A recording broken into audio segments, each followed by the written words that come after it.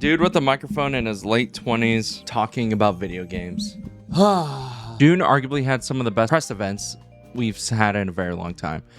A lot of big games showed up, and then a month later, over 4,500 people lost their jobs. Let's talk about it. The world's most talented game developers are going to show you why gaming's best days are right ahead of us.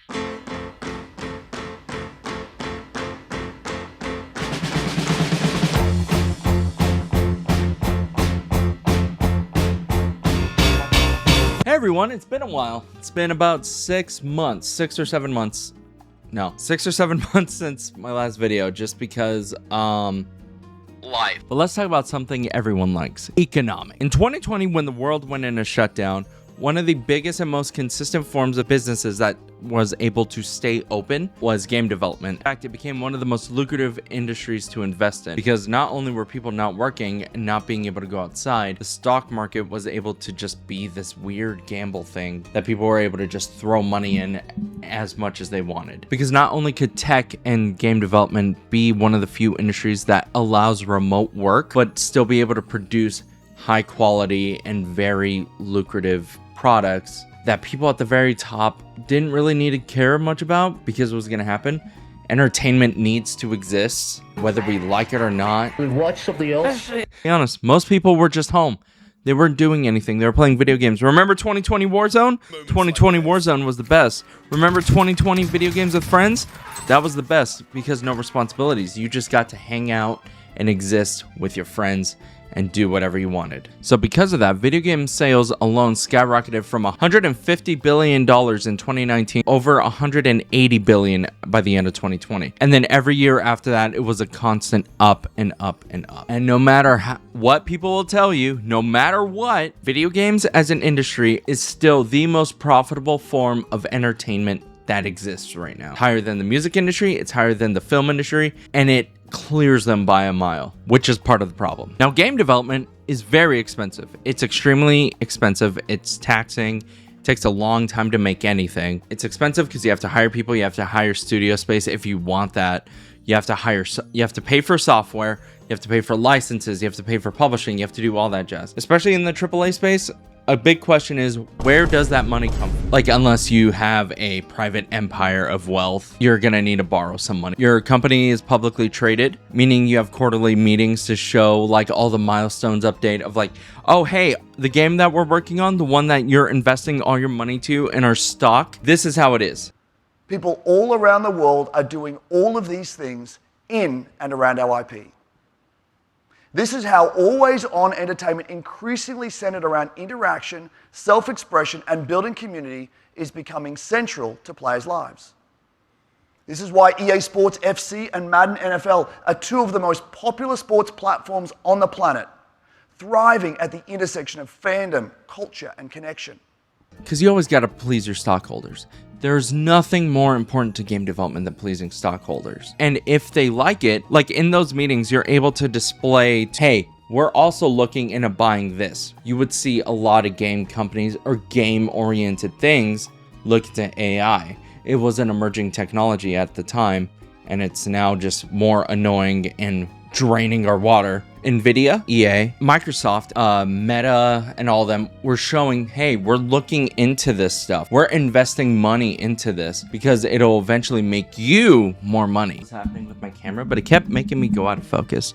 This is a new thing. Remember how I mentioned earlier that quarterly updates are a big thing where everything is going, making sure that the stockholders know that their money is making them more money. With free-to-play and games as a service being a very simple thing to understand to people outside of the industry. It's like, hey, we make this game once, we're going to continuously update it, feed it with so much content that people are going to be able to spend money on it, and we don't need to wait an extra 3 to 5 years to make another game. We are constantly just going to keep feeding into this one game, and we get an update like every couple weeks to a month. If you're a stakeholder and you know nothing about games, you're like, oh, hey, more updates? That means more money. That means that I get to constantly make more money off little Timmy across the street buying the same 4 skins over and over and over again. Just because his parents don't understand, you can get more cynical with it. You can get into the dopamine, like constant drip feeding into their brains. Like, have you ever watched a kid play a Roblox game where like it's really, really evil, and there's always that like that stupid ding, ding, ding, ding, ding, ding, ding, ding. Whenever something good happens, you always need to keep the kids like almost manipulated to the point where they will keep buying things just to feel something. And don't even get me started on Counter-Strike 2. Don't even get me started on the Counter-Strike gambling slot machine thing. Also, these companies grew so big during that time, they were able to buy other companies.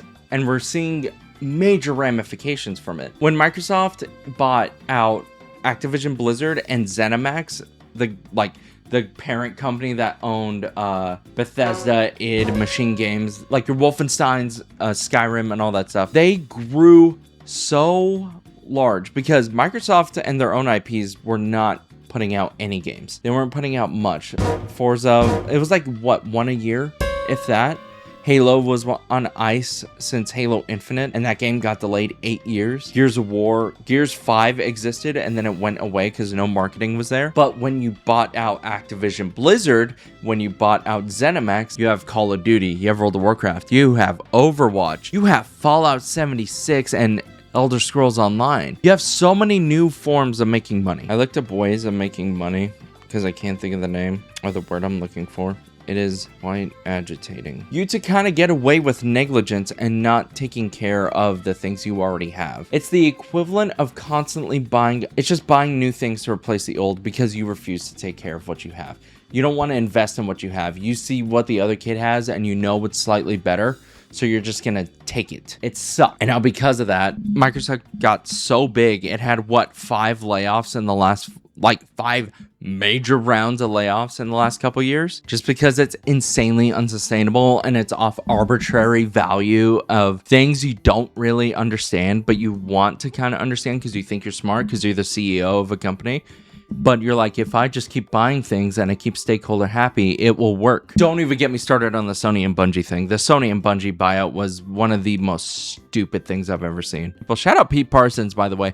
Really manipulated the market on that one. Proud of you, bud. And in case you're wondering why good single-player games don't really get made anymore, it's this entire mindset. It's that we have to constantly appeal to people that are investing in the games. When Activision Blizzard got bought out, Toys for Bob, the creators of the Spyro remakes and the Crash Bandicoot remakes, and then Crash 4, and then the new Spyro game, left to go independent, but yet still worked with partners of Microsoft and Activision Blizzard. They still wanted to make Spyro. They still wanted to make good single-player games, but that's not where it is. You needed to go work on Warzone. Come on, Toys for Bob, go work for Warzone.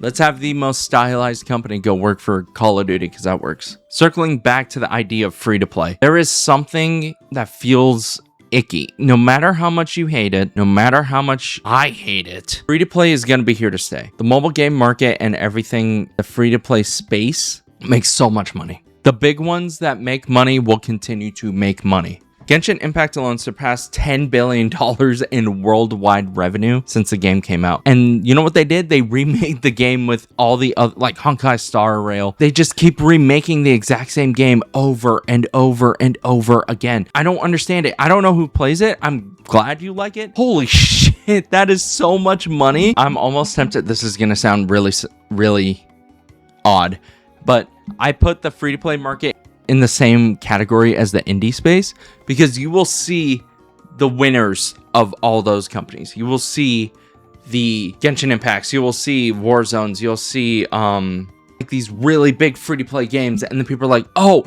we should make a free-to-play game. We should make a battle royale because everyone wants a new battle royale in the year 2026.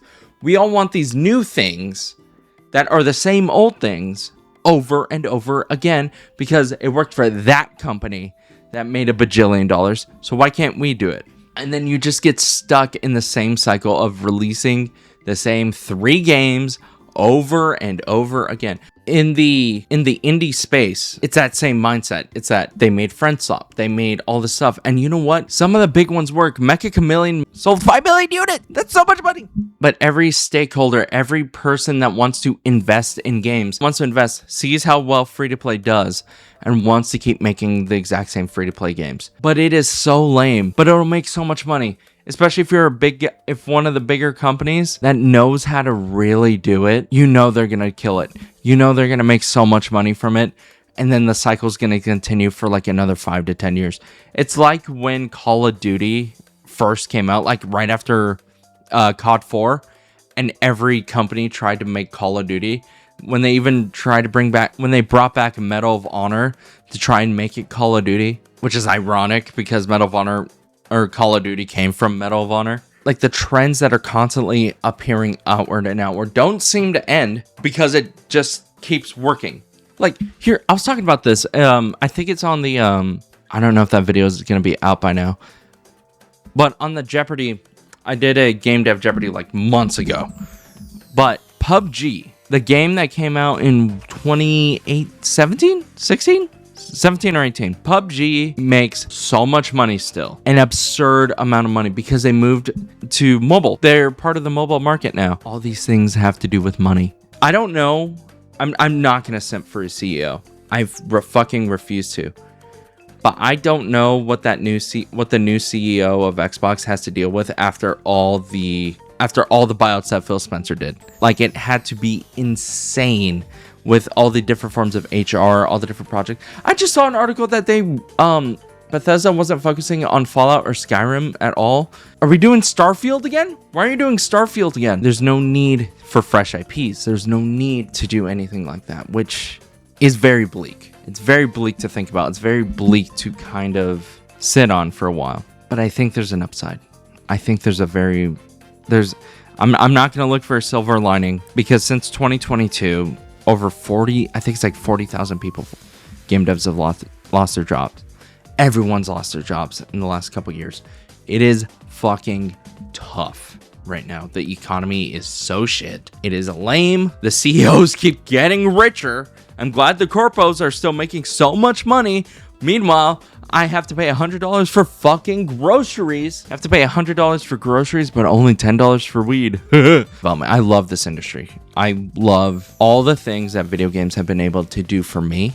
I love all the things I love all the memories that video games have been able to create. And a lot of these developers come into this industry with the exact same thought. They want to make the best thing possible. They want to make games that are sustainable. They want to make a small couple of minutes. Like Peak alone, I have more hours in than Horizon Forbidden West. There are games that are so good and so cheap, and they deserve all the praise possible. On what they need, Pragmata was created by a bunch of new developers at Capcom to work on a new IP, work on new mechanics, work on something fresh. And IOI took the James Bond game movie formula that James Bond has a really good track record, by the way, turned it to this blend of Hitman, Uncharted, and Watch Dogs in a way that was so focused and well done. Like, there are games in the AA and indie space that will keep the industry going while AAA collapses. I know it's not going to collapse. I think that's a very dramatic word. I think it's imploding a little bit due to that rubber band effect of overgrowth and it's going to be on developers taking the time after being handed shit after shit to make something innovative, to make something new again, to make something that we didn't know we wanted, but we really, really like. There's this new Star Wars game coming out. It's a new Star Wars pod racer. The new Star Wars pod racer game is very much on that. It's very high quality. It looks very fast. And then you see a couple of the crashes, like the way the pods crash into each other. And then you realize that's Burnout. It's the Burnout devs. The former Burnout devs that were screwed over by EA years ago are going back to make Burnout again, but Star Wars. So they're getting not only brand recognition, but they're also getting the money and that sweet Disney paycheck. I hope it's good. So with all the things going wrong, I think the indie space, I think the AA space are going to fill the voids of all the games we really want to play, all the games we really miss, and just go in and fill in that market with those $30 to $50 games. Or I'm going to be completely wrong, and then the industry is just going to crash and burn, and then we're all just going to go back to playing shitty AI battle royales that will never do anything or innovate on anything, and we all... What was I talking about? Thank you so much for watching. I hope you have a good rest of your day. I hope you enjoy your life. I hope you enjoy your friends. I hope you go outside. It's been a while. I want to make videos again. My brain has just been in the shitter. I do want to do an update video. I think with how like MIA I've been, unless you're on Twitter, Blue Sky, or my Instagram, or ArtStation, you don't really know what I've been up to. So I will do that and explain myself a little bit when I disappeared. Because it's been a really wild ride, and I'm trying to find legally things I can say and not say. But you know what hasn't changed for me? Gamersubs. Gamersubs.gg is promo code NDA for 10% off your order. We have a bunch of stuff. They treat me so well. They treat me better than most companies I've worked for. And I hope you take care of yourself and you have a wonderful day. And if you see me on Counter-Strike 2, no, you don't. Y'all see that cologne major? Jesus.